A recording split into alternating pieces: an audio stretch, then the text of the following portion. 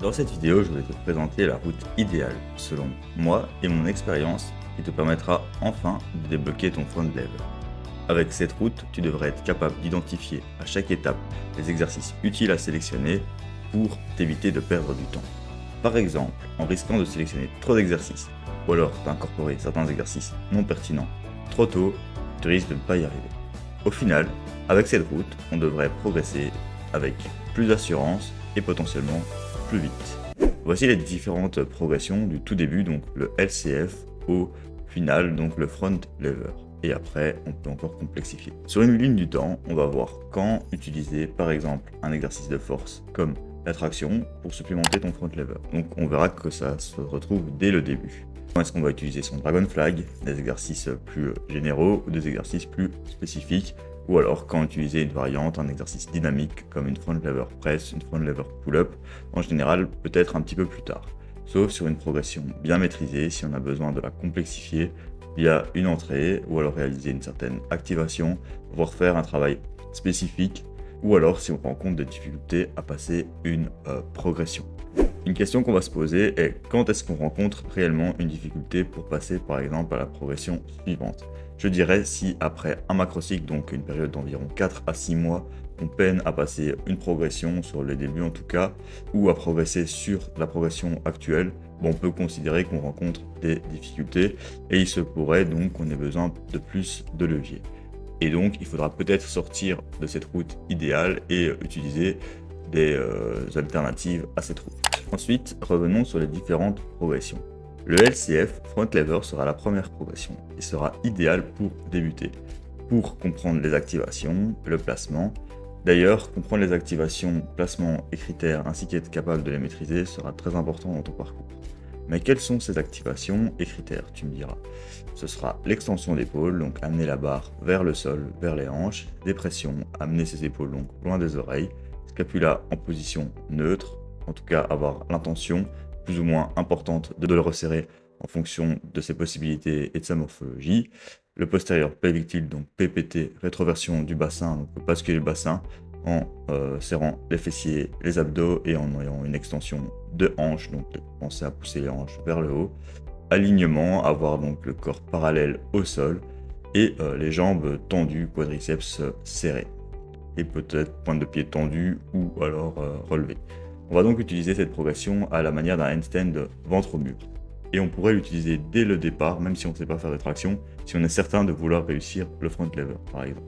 J'ai souvent tendance à l'inclure directement pour les débutants, même s'ils ne savent pas spécialement faire de traction, il faudra juste être certain qu'ils souhaitent réussir le front lever. Ensuite, je vais garder cette progression jusqu'à savoir réaliser des tractions et être capable de passer directement à l'Advanced Tuck Front Lever sans devoir passer par le Tuck Front Lever qui n'est en général pas très intéressant car peu d'extension de hanche, peu de rétraction, peu d'engagement abdominal et d'extension de hanche et d'angle donc de ligne arrière au niveau de l'extension d'épaule. Advanced Tuck Front Lever. À partir du moment où l'on commence à enchaîner des tractions, 5 tractions et plus, que l'on comprend le mouvement à l'aide du LCF par exemple, on pourrait commencer à tenir cette position, avec d'abord des faibles maintiens de 2 secondes, si on a encore du boulot au niveau du tirage, sinon pour pas mal de pratiquants, on sera déjà capable de tenir plus longtemps, voire même de déjà tenir le Advanced One Leg Front Lever ou plus. Mais peut-être qu'on aura besoin de se conditionner avec cette progression, de réaliser les bonnes activations. Souvent, on sera trop oblique, donc le LCF pourrait être intéressant en parallèle, donc en warm-up par exemple, avant de réaliser ces séries. Peut-être les bras tendus, les jambes pas assez standardisées, dans 90 degrés, les talons aux fesses. Cette progression pourrait s'avérer utile très longtemps. Même en ayant un full front lever, on pourrait encore utiliser le Advanced Tuck en maintien plutôt très long, ou alors en série longue, en front lever press, etc. L'objectif sera de dormir dans la position en visant les 10 secondes de maintien de manière solide avec des bonnes activations en enchaînant plusieurs séries. Parfois, il sera très facile de se rendre aux 10 secondes et plus, et de faire la transition vers la progression suivante, le Advanced One Leg Front Lever. Parfois non. Dans ce cas, il faudra peut-être utiliser du dynamique avec une variante en partant d'en haut, faire des presses, ou alors se lester en petites plates entre les chevilles dans le but de réussir à tenir ces 10 secondes.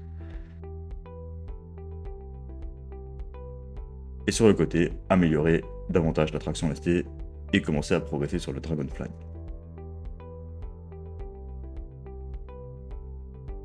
le Advanced One Leg Front Lever. Parfois optionnel si on est capable de directement passer au half leg, mais c'est rarement le cas, donc le One Leg sera souvent un incontournable, et il sera nécessaire.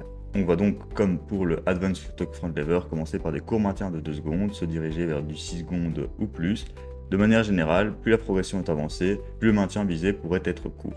Au niveau des critères, il va être très important de standardiser encore une fois sa cuisse à 90 degrés. On est souvent tenté de compenser en la ramenant vers la poitrine ou inversement de trop l'avancer. On peut parfois utiliser un repère comme le gros orteil contre le condyle tibial par exemple. On peut aussi envisager de standardiser en allant plus loin avec le gros orteil entre la malléole en Super Advanced One Leg. Mais ça ne sera pas forcément nécessaire, mieux vaut construire le temps de maintien et de faire directement la transition vers le half leg ou le full front lever. Et même principe que pour la Advanced Stock Front Lever, si on construit facilement son temps vers les 6 secondes et plus, et qu'on parvient à faire la transition vers le half ou le full, on pourrait s'en contenter simplement de la progression isométrique. Mais si on a des difficultés, on pourrait potentiellement intégrer du Inverted Hang ou des Front Lever Press, et ou supplémenter cela par du travail de Advanced Stock, également par exemple en back offset. Le half leg front lever, ce sera une progression assez sympathique mais peut-être challengeante au niveau de la mobilité du psoas. En vrai, si on est capable de tenir le half leg front lever, on est quasiment capable de tenir le full front lever dans un bon jour.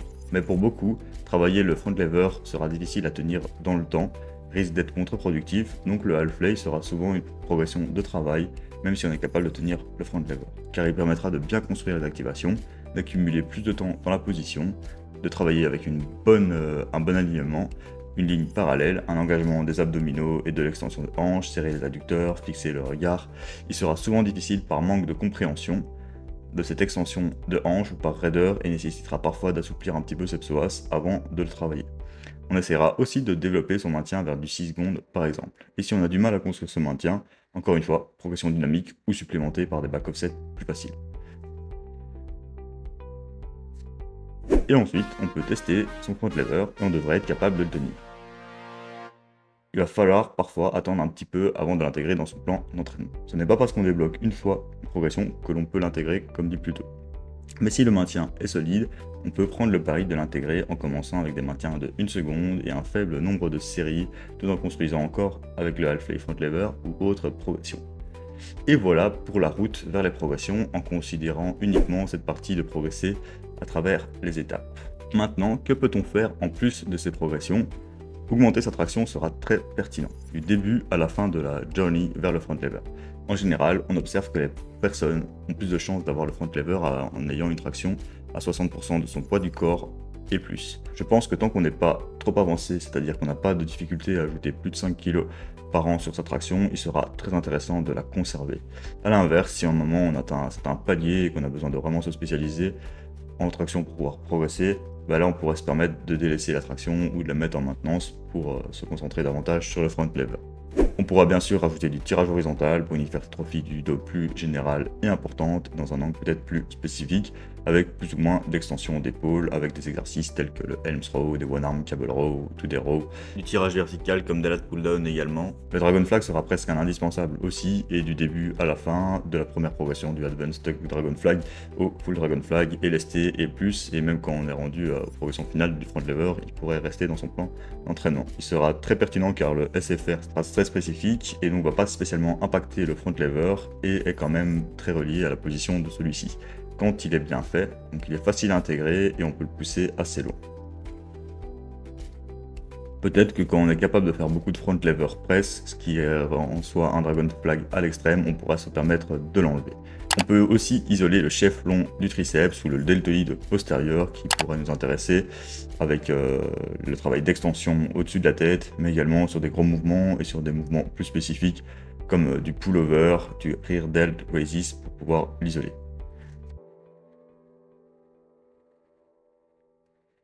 Une fois le front lever débloqué, il va falloir l'intégrer de manière intelligente. Comme dit plus tôt, si on l'intègre trop tôt, c'est risqué.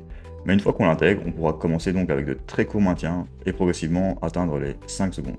Pour envisager des entrées plus complexes, par exemple Inverted Hang to Front Lever, et ensuite se diriger vers des dynamiques Front Lever Press, Front Lever Pull-Up, des combos, de manière peut-être très technique au début, par exemple sur une variante tertiaire en en intégrant du Advanced Stock Front Lever Pull-Up en série de 1, le temps de pouvoir construire un front lever quasiment de 10 secondes, ce qui nous permettrait éventuellement de réussir directement la pull-up ou la presse, et ensuite peut-être aussi sur des progressions plus avancées.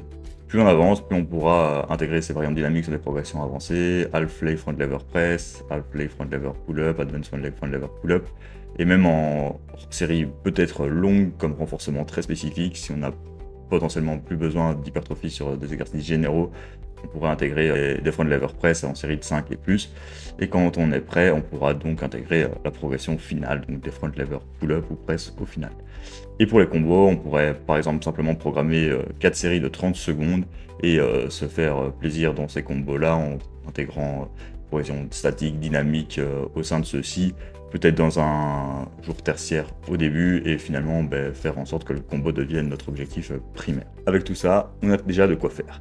Quelques recommandations générales pour nous aider dans notre route. Donc par exemple, on va essayer de sélectionner 6 à 24 séries de front lever par semaine, bien sûr en fonction des autres objectifs.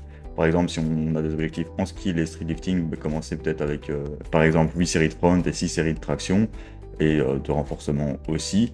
Et si on est plutôt spécialiste en front lever, là on pourrait commencer avec 15 séries pour se diriger à 24 et peut-être aussi bien plus si nécessaire. L'habituation à ce volume d'entraînement peut se faire et peut bien sûr excéder ce nombre de séries. Certains front lever spécialistes peuvent monter à 50 séries et plus. Pour la fréquence, en général, 2 à 3 séances par semaine seront suffisants. Ce n'est pas un mouvement super technique, la force est bien souvent le maillon faible. Et donc, potentiellement qu'on aura souvent besoin de récupération et que la technique ne sera pas spécialement manquante. Au niveau des temps de maintien, en général, des maintiens de 1 à 10 secondes sera assez intéressant pour la spécificité, pour rester sur des grosses intensités, et ça sera suffisant pour les progressions statiques. Maintenant, il se peut qu'en back offset par exemple, on puisse accumuler plus de volume avec des maintiens plus longs. Pour les progressions dynamiques, une répétition sera souvent déjà suffisant à visée technique, et on pourra peut-être les intégrer à visée de renforcement, en augmentant bien sûr le nombre de répétitions, en allant jusqu'à des 10 répétitions en plus, en fonction de l'intensité qu'on va pouvoir mettre dans la série. Pour la traction lestée, si on veut simplement la garder en mode augmentation de son potentiel de tirage pour le front lever, 6 à 8 séries par semaine seront suffisantes, mais plus si on veut mettre l'emphase davantage dessus, et parfois beaucoup moins si on veut simplement la maintenir, et on pourrait même la mettre de côté si on est déjà assez fort, et si on veut davantage se spécialiser. Et en parallèle de ça, un renforcement de supplémentaire aux tractions, tout ce qui sera plus à visée hypertrophie, un peu moins dans l'objectif d'augmenter sa force. Donc en général, 3 à 6 séries par semaine seront intéressantes, sur des variations comme du cable row, elms row, pull down seront correctes. Parlons périodisation, comment faire évoluer le tout sur un macrocycle par exemple. Donc prenons un macrocycle 1, mésocycle 1, semaine 1. Donc sur une première séance, on va par exemple simplement réaliser des maintiens isométriques de Advanced Stock Front Lever, 4 séries de 6 secondes, des tractions lestés 4 séries de 6, du neutral grip lat pull down 2 séries de 9 à 12, des extensions triceps overhead 3 séries de 10 à 15, et sur la séance 2, Advanced Stock Front Lever 5 x 4 secondes, traction lestée 4 x 4 secondes, one arm cable row, incline rear delta raises. Donc là, ça représente uniquement la partie tirage du programme. Il peut y avoir d'autres séances plus poussées, jambes, etc. Et en fonction de la spécialisation ou non, on pourrait corser ça. Mais ça serait déjà un bon squelette et on pourrait démarrer de ce point de départ pour faire évoluer cela au fil des mésocycles. Sur un deuxième mésocycle, on serait peut-être déjà capable de passer à des séries de 9 secondes sur le front lever. La traction lestée va augmenter en termes de charge, donc on va pouvoir peut-être diminuer le nombre de répétitions en 4 séries de 5, même chose pour les neutral grip et les triceps. Et sur la variante 2, on pourrait peut-être déjà intégrer une progression dynamique pour complexifier un petit peu l'entrée, augmenter légèrement l'intensité, ce qui nous permettrait dans un troisième mésocycle peut-être de déjà passer une progression sur le front lever, donc passer du advanced stock au advanced one leg, de l'intégrer déjà dans son plan d'entraînement.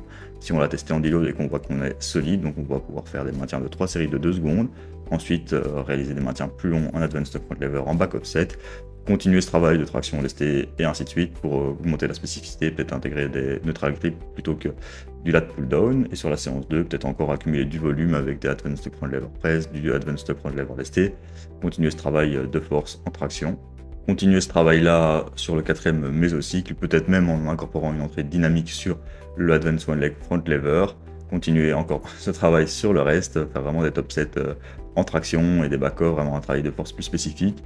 on pourrait se permettre de récupérer, donc faire une bonne semaine de décharge, voire de taper, et on pourrait tester son full front lever, ce qui pourrait rentrer. Donc c'est souvent le cas avec mes coachés, donc souvent 6 mois à 1 an, on arrive avec des personnes qui ont des bons potentiels à débloquer leur front lever de cette manière, à peu près, avec pas mal d'individualisation, bien sûr. Donc j'espère que cet exemple de périodisation vous a été utile, que toutes ces recommandations générales sur le front lever aussi, que les étapes et les différentes progressions vous auront montré un petit peu comment y voir plus clair et quand incorporer tout ça dans son front lever journey. C'est une itinéraire assez compliqué, mais je vous garantis que si vous appliquez ces recommandations-là, il y a beaucoup de chances que vous parveniez à débloquer votre front lever et fini toutes les informations que vous avez pu voir sur internet qui manquaient de précision. Avec ça, vous devriez être pas mal. Si tu as besoin d'aide pour appliquer toute cette route à ta situation sans trop réfléchir, n'hésite pas à me contacter via les liens en bio.